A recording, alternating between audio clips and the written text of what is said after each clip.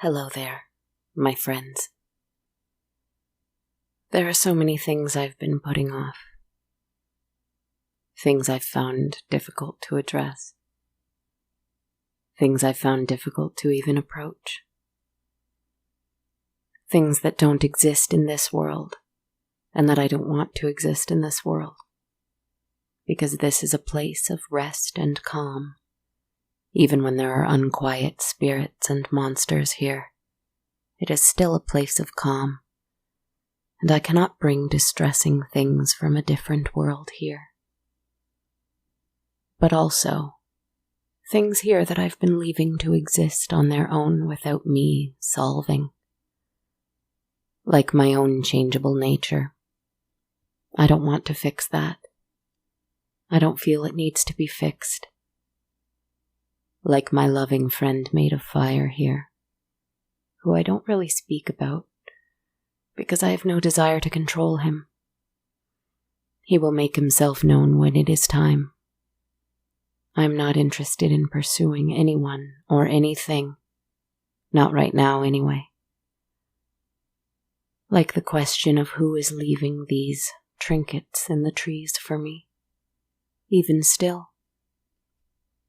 Because I found 2 lovelies this week, and I shall never take them off again.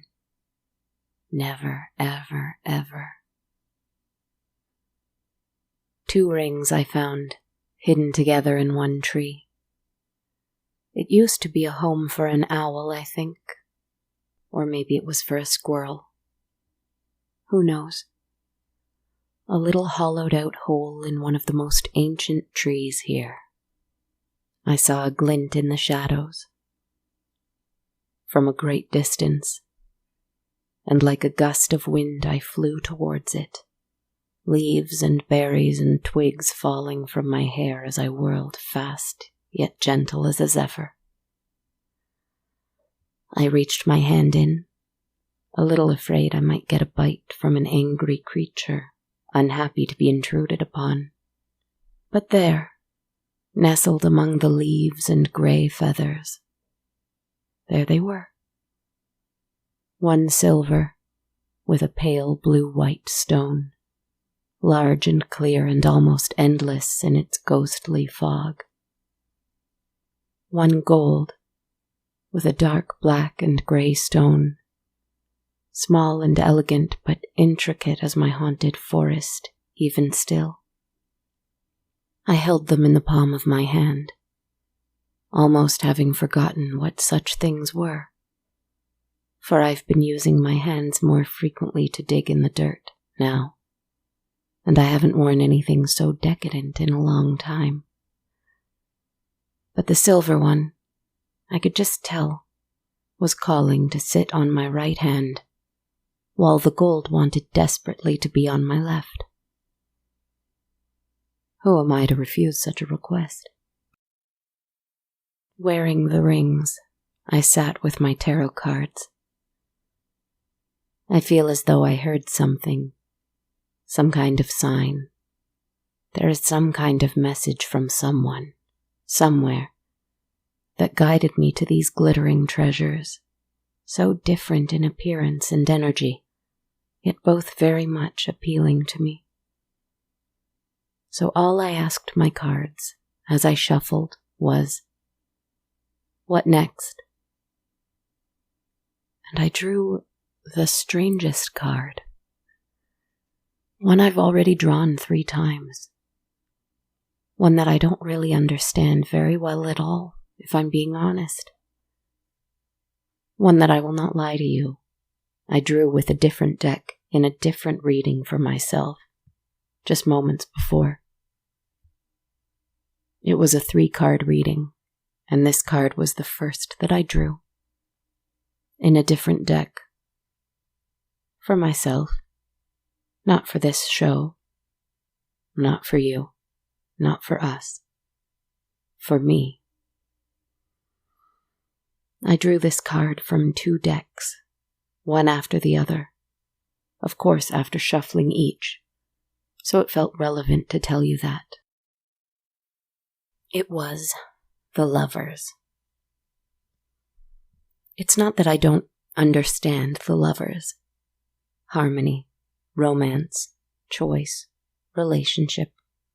Above all, love, love, love. It's that I don't know what it is trying to tell me. I have love. I have love that I tell you about, and love that I do not tell you about. I have it in many different ways, for many different things. Then why does this card keep coming back to me? I wondered this as I looked at the card between my two hands, each one now adorned with a very different treasure. And a story came to me, just now. I tell it to you as I decide it, as I make it. It is about two women and two other cards. Ones I've been speaking about for a long, long time, in many different forms. My story is about the Empress and the High Priestess, but mostly it is about the lovers. Let me create another myth for you. I've done it before. I've told you myths about the sun and the moon. I've told you myths about the gorgeous Lady Chaos. Let me tell you about the woman who lived on Venus.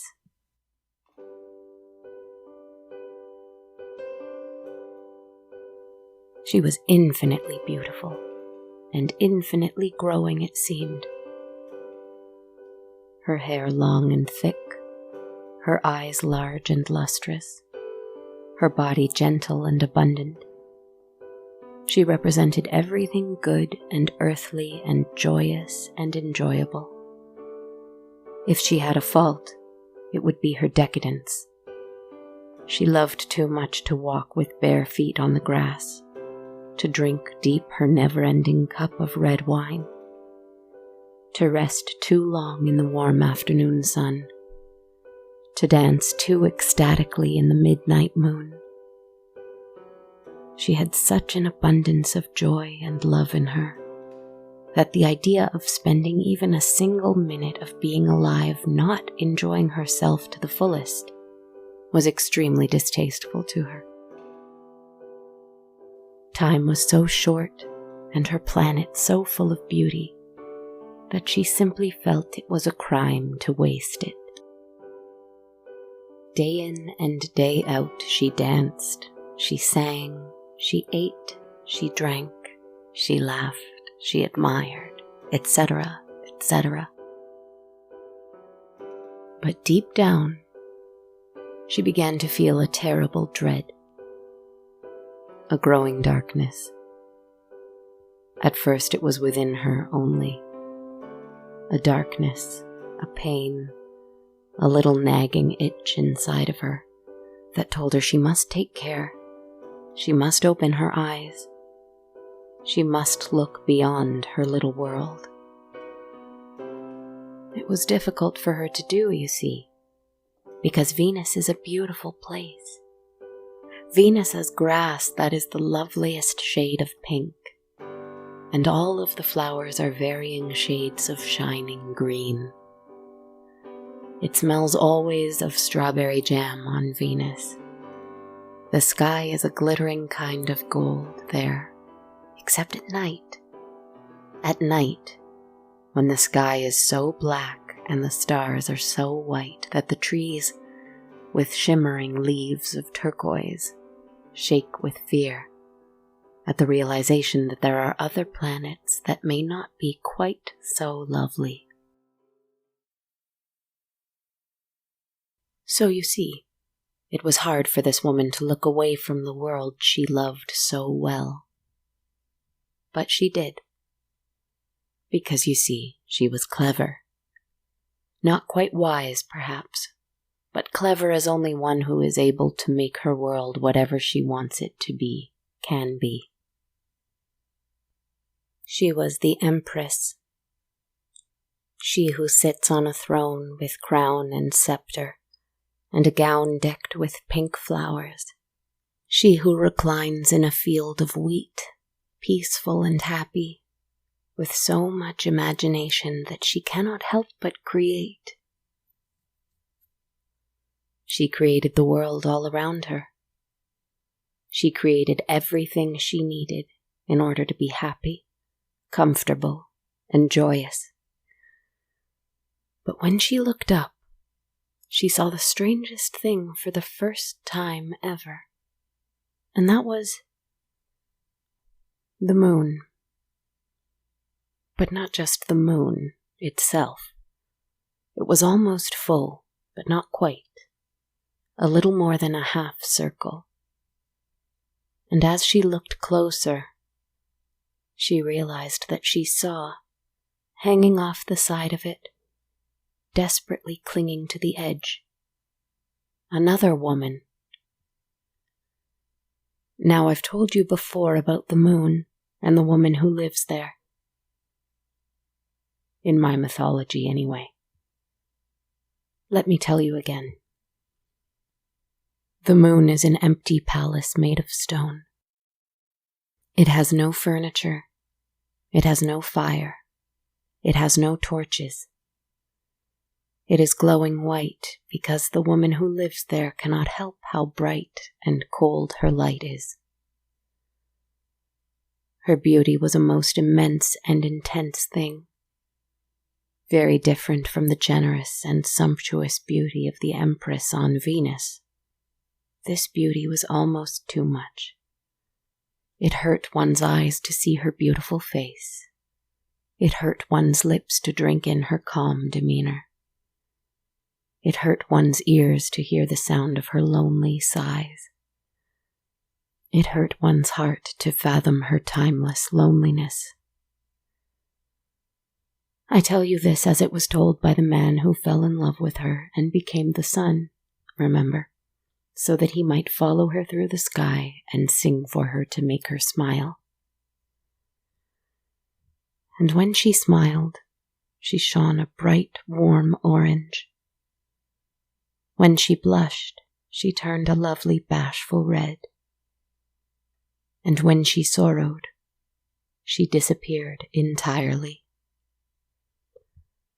And now the Empress on Venus could see the other woman, desperately clinging on to her home, desperately trying not to fall away, away, away into space, and then into nothingness. She wore pale blue robes. She wore a shining silver headdress.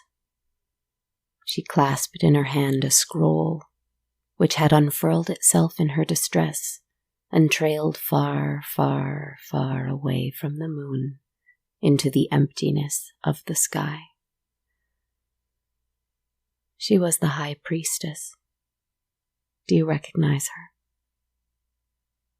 The look on her face was not one of fear, but of determination. Though she dangled so precariously, though she was so close to annihilation, she was not afraid. And though the sun's love song could be heard light years away, "It's so cold and lonely, all alone up in the sky, so cold, if only I could fly." His love could not save her. If only I could fly. She didn't seem to expect or want it to. If only I could fly. The Empress on Venus tried to look away. What can I do? She thought. I am no more powerful than the high priestess on the moon. What does she need from me? And she tried to dance and eat and drink and sleep and play as she always did. She tried to make lovely sculptures and songs and stories that she could tell the birds. But night after night, the high priestess kept struggling on, and the more round and full the moon grew, the harder it was for her to hang on to the edge. It's a space saga that I'm telling you. I hope you realize that. I guess this is my science fiction, up in the sky. This is how I tell a space story. and there has been a lot of talk about space lately. And this is how I will talk about space. I don't think it's scary. It may not be exciting, but it will be lovely. And far, far, far away, on a planet with green grass and blue skies and billions of people, some happy, some sad, some angry, some me and some you. There were those trying their hardest to fall up off the earth and fly away into space, just as the high priestess on the moon was trying desperately not to do. And as a great rocket roared and ripped through that inky blackness, it startled our high priestess, and she fell down and down and down, tumbling and falling, who knows where. While everyone else on the green and blue planet far away yelled, whether in joy or in rage, they made such a clatter, such a noise, that the Empress had trouble enjoying anything anymore, really. The time of laying in the soft pink grass had gone, and she felt a profound sorrow, and she wept for the high priestess, now long gone. She wondered if the sun, who had claimed to love her so well, even noticed. She wept, for now she realized how little her beautiful world and her infinite joy was worth, with no one else to care for, with no one else to help, to nurture. She had forgotten that, at her core, that was who she was. She was love, for those who needed love. And in this, with the high priestess, she had failed. And so she wept. And of course, because this is my podcast, she sang. My love, my sweet, won't you dance, dance with me? I need you to see what I can't see. So please, darling, dance with me.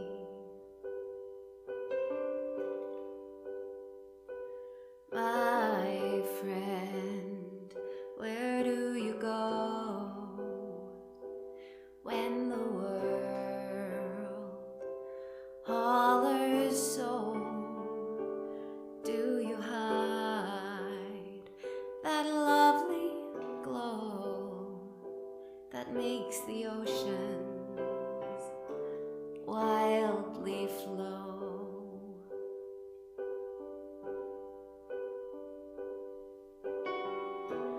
We can't live just for the dreaming.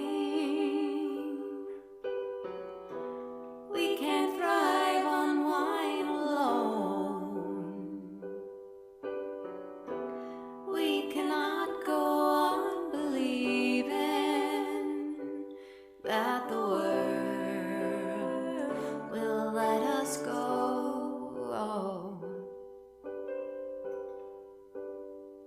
But you and me, together we will see. It's not so bad. Just hold my hand and we'll figure it out. But just then, emerging from those aquamarine trees and leaving a trail of silver and crystal dewdrops behind her, there she was, the high priestess, the woman who lived on the moon, and had come, quite deliberately, even if it appeared to be by accident, to visit the Empress, the lovely one who did not realize that she was lonely. Now, the Empress knew a joy she had never felt before. A joy that is impossible to feel when one is all alone. A joy that can only be felt if it is shared. Love, love, love. Not love for beautiful pink grass and glittering golden skies. Not love for one's own sweet voice or soft skin. Love for another. For someone she didn't even realize she missed.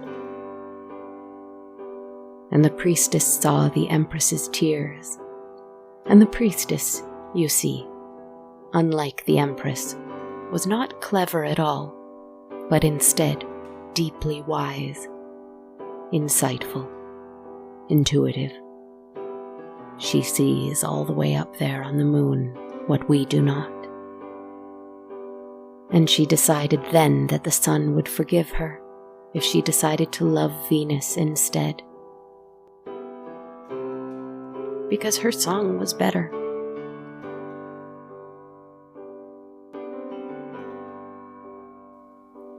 My friend, oh darling dear, I will always be right here. I need you to sing loud and clear. Oh darling, I'll be right here. My love, where do you go when the wolves howl so? Do you fight them down below? Will you defeat your hungry foe?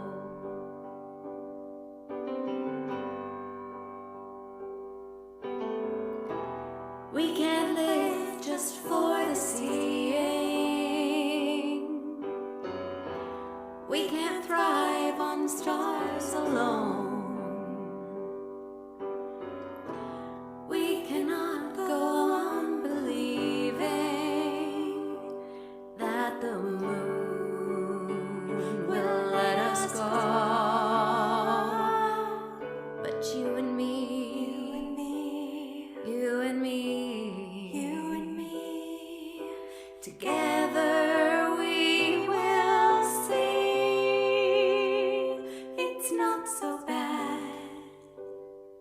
Just hold my hand and we'll figure it out.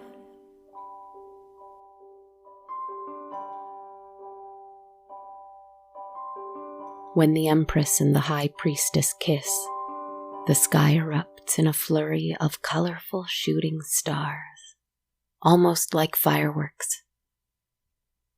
It may take years for the sight to be visible from Earth, but in that moment, every single person on Earth will look up and gasp at the sight.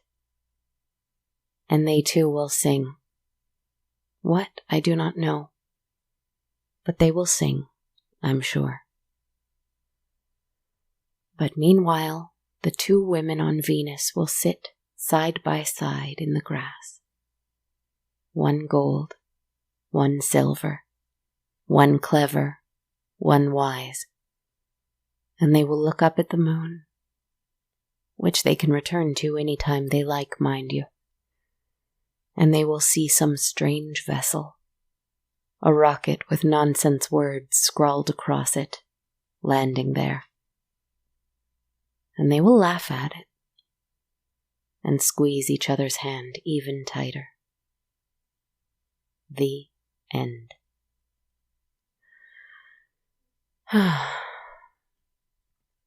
I wear these rings now to remember that love between High Priestess and Empress. You know, I used to think that I must be one or the other. Now I know. In me are two women I've tried for too long to keep separate from one another. And now I realize just how dastardly that was of me. They love each other, and I must allow them to. Good night, my friends. Keep your eyes on the stars, but remember to turn them to those around you, too. Sleep well.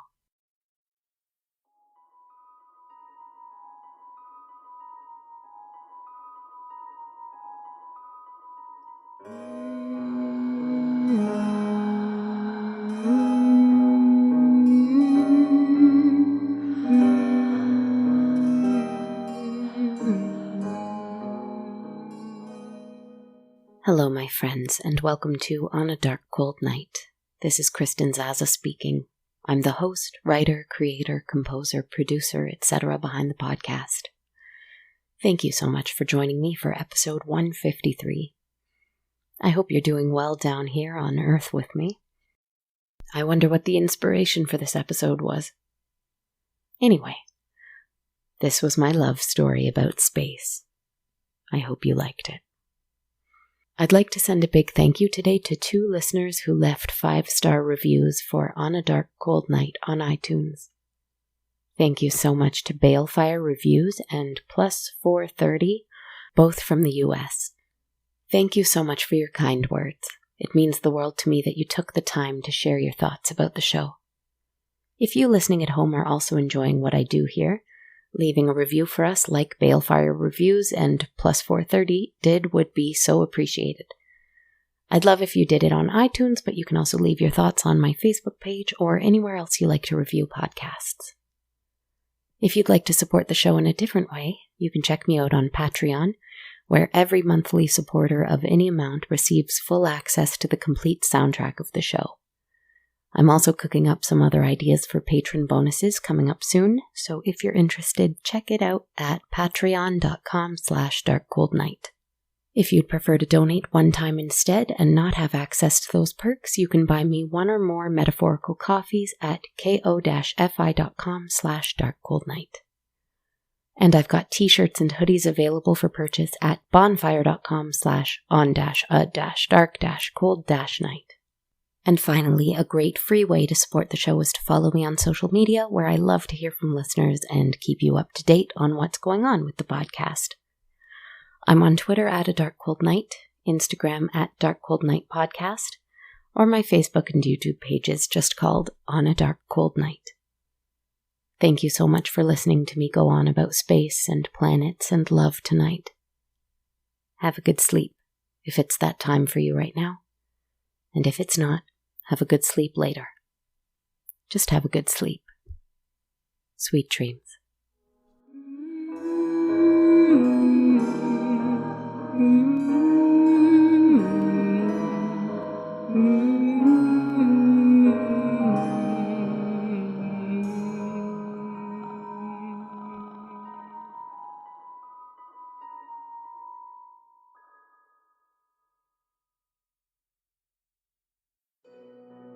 This podcast has been brought to you by the Sonar Network. Sonar.